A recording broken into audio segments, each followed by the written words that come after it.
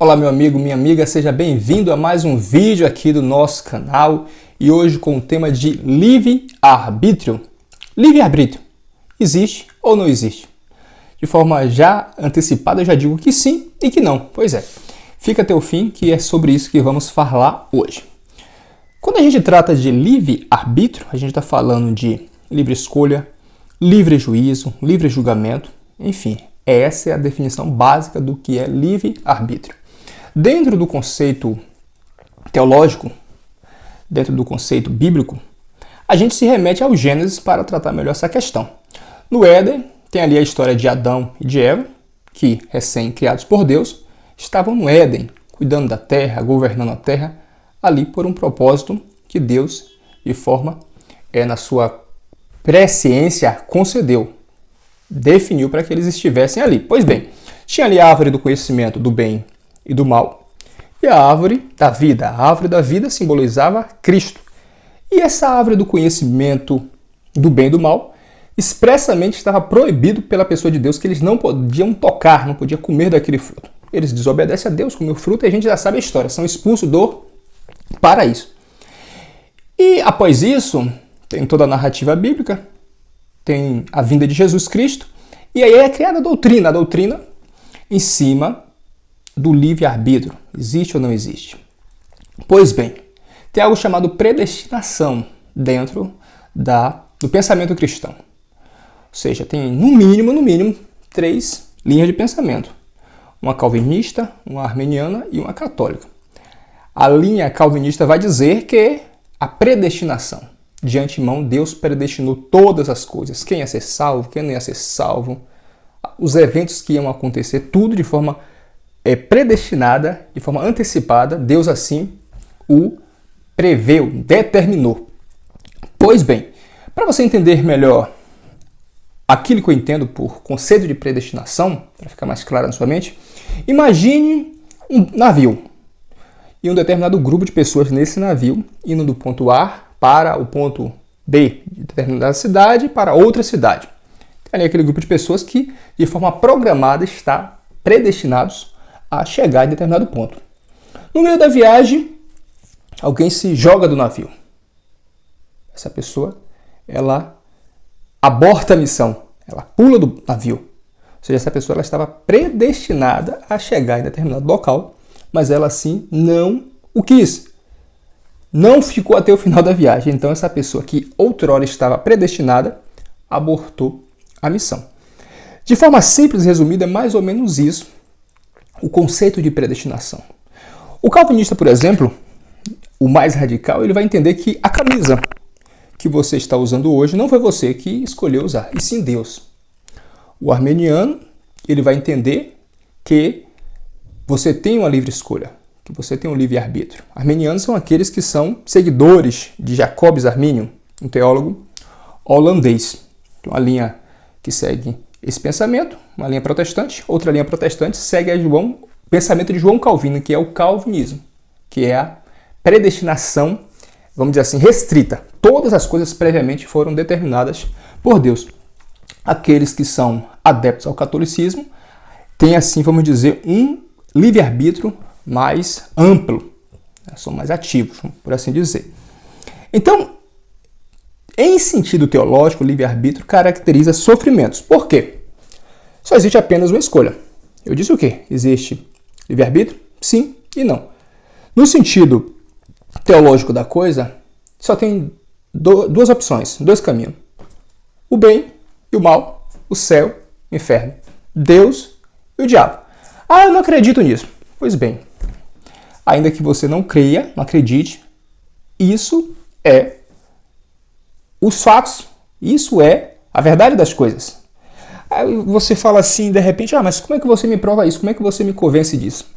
Uma vez eu ouvi alguém dizer assim que, eu prefiro acreditar que Deus existe e chegar lá depois da morte, ter uma grata surpresa de descobrir que Deus não existe, do que eu não acreditar que Deus existe e quando eu chegar lá do outro lado, me deparar com Deus e ter que prestar conta de tudo que eu fiz. Levando em consideração que creio ou não creio na pessoa de Deus é uma questão de fé, né? Não vou me ater aqui hoje a demonstrar de forma filosófica, teológica, enfim, se Deus existe ou não. Mas focamos na questão do livre-arbítrio. Aí tem a questão da liberdade absoluta. Observe que o mundo que a gente vive, se você parar para analisar de forma fria, não existe essa liberdade absoluta. Veja bem, existe o livre-arbítrio, no sentido teológico que é você escolher o bem ou o mal, e tem uma certa liberdade limitada que você tem. Então, na esfera principal, na esfera maior, na questão teológica ali da metafísica das últimas coisas, então os caminhos são dois caminhos apenas. Então, vamos dizer assim que é uma bifurcação. Mas quando a gente pega em sentido amplo no dia a dia, também a gente observa que não temos tantas opções assim. Pois bem, na política temos muitas opções. Geralmente, temos dois espectros fortes políticos dentro de determinado país. No Brasil, nos Estados Unidos, enfim, são poucas as opções. Na sexualidade, existem muitas opções? É bem verdade que ultimamente está surgindo vários, vamos dizer assim, espectros, formas de expressões sexuais, mas também não são muitas. Na religião, por exemplo, existe no mínimo 4.000 religiões que se tem notícia, no mínimo. Mas todas estas religiões, elas seguem no mínimo dois conceitos. Ou é centrípeta ou é centrífuga. Centrípeta é aquela que gira de dentro para fora, ou seja, a ação, o movimento é de fora para dentro. De fora para dentro. A centrífuga não, é de dentro para fora. Como assim? Por exemplo, as religiões orientais, elas seguem uma ideia, vamos dizer assim, de... Pense em uma cebola, vamos descascar uma cebola. Você vai chegar dentro e não vai ter nada. É a ideia de que tudo que existe está materializado fora de você. Então, o mundo objetivo. Nas religiões, a saber, por exemplo, o cristianismo, que é uma religião com a ideia centrífuga, ou seja, é de dentro para fora. Você é ação, age sobre o mundo, age sobre a matéria. Entendeu? E outros pontos que a gente pode observar. Dia e noite, verdade e mentira. Como eu já falei aqui, Deus e o diabo, ainda que você creia ou não. Então, geralmente, as opções são limitadas. Então, você escolhe diante daquilo que é proposto, que o mundo propôs, aquilo que foi colocado no cardápio. Então, essa liberdade absoluta, ela não existe. Quando alguém fala assim, eu faço o que eu quero, eu sou senhor de mim, é verdade no sentido que você pode controlar suas ações até certo ponto. Porque naquilo que depende de outro, você já não tem mais controle. Você controla na sua área de influência. Se você pudesse controlar tudo e todos, você seria Deus. Um Deus só controla tudo, uma só visão, um só pensamento, ele que rege todas as coisas, para aqueles que crêem. Se existisse outro Deus, imagine a confusão que não seria. Haveria um choque, não é verdade? Pois bem, quando a gente pega a inclinação da mente humana, a inclinação do ser humano é para facilitar as coisas. A lei do menor esforço. Então o ser humano está propenso sempre a facilitar, a economizar energia, por assim dizer. Pois bem, alguém fala assim, eu decido ser espiritual. Pronto, decidiu ser espiritual, já é espiritual? Simples assim? Não. Porque a pessoa que ela decide ser espiritual, ela está relacionada a uma determinada prática, a uma vida de oração, jejum, leitura da Bíblia, leitura de literatura cristã, ou também de outra religião, caso ela seja adepta. Então tem todo um protocolo a ser seguido, tem todo um ritual a ser seguido para que aquela pessoa decida ser espiritual. Ah, eu decidi perder peso. Só decidiu? Passe de mágicas? Não. Então veja como a questão do livre-arbítrio ela é complexa. Então nada é simples, tudo é complexo. Então assim, o nome correto para as minhas escolhas. Como é que então eu dou o nome correto para as escolhas que eu tomo, uma vez que eu tenho o livre-arbítrio de escolher o bem ou o mal, mas não tenho tantas opções de escolha de forma objetiva no meu dia a dia? Se você age conforme as leis da natureza, se você age contra a maré, se você age contra princípios, se você age contra questões morais, o nome disso é anarquia, rebeldia, qualquer outra coisa menos livre-arbítrio, entendeu? Então você age contrário aos padrões, você age contrário a regras. Então, esse é o ponto.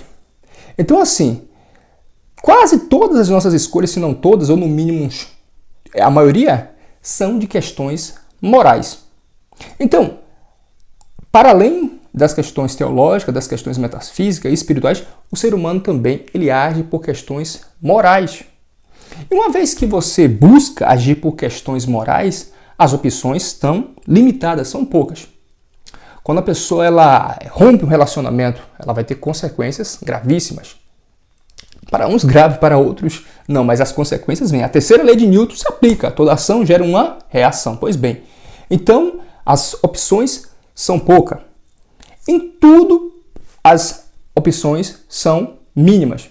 Então, assim, quando a gente vai entender a questão da liberdade a um ponto que, se eu romper uma linha, uma barreira moral, uma barreira metafísica, eu vou entrar em conflito com o status quo estabelecido, contra a natureza das coisas.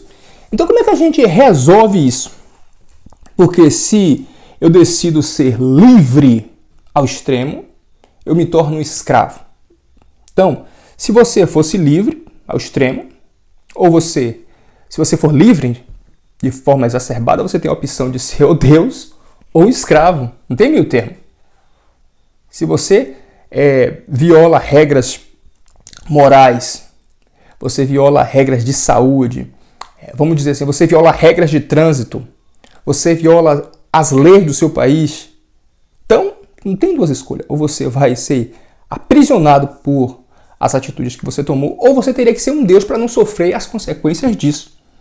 Então, se você decide viver contrária à lei natural, você é escravizado por isso. Pois bem, então, qual a solução que a gente chega para resolver essa questão? Então, a solução para resolver isso é aplicar a realidade efetiva das coisas. Então, a nossa existência, a condição humana, toda ela tem a sua complexidade. Ela é complexa em si. Então, devemos obedecer à natureza das coisas. Então, podemos observar que a gente está vendo vários movimentos acontecendo, opções do momento. Então, facilidades sendo apresentadas em todos os sentidos. Em questões de relacionamentos, em questões de ignorar princípios, ignorar questões ortodoxas, questões tradicionais, e tenha certeza que isso vai ter consequências gravíssimas se você não se atentar a isso. Porque fuja de tudo que é fácil. Tudo que é fácil, isso é sintético.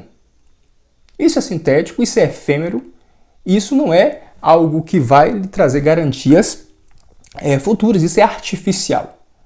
Então, os coaches que gostam de apresentar a questão de uma mudança radical, o mainstream, que é o pensamento corriqueiro das coisas, eles, de forma, vamos dizer assim, inconsciente ou até consciente, eles violam princípios estabelecidos.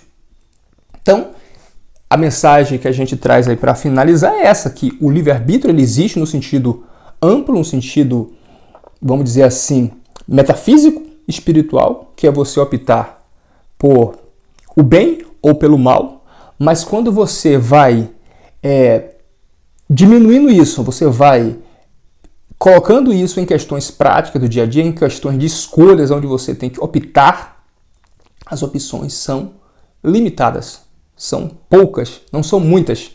Então, fica essa mensagem para você hoje. Espero que tenha gostado da aula e até a próxima e nos vemos em breve.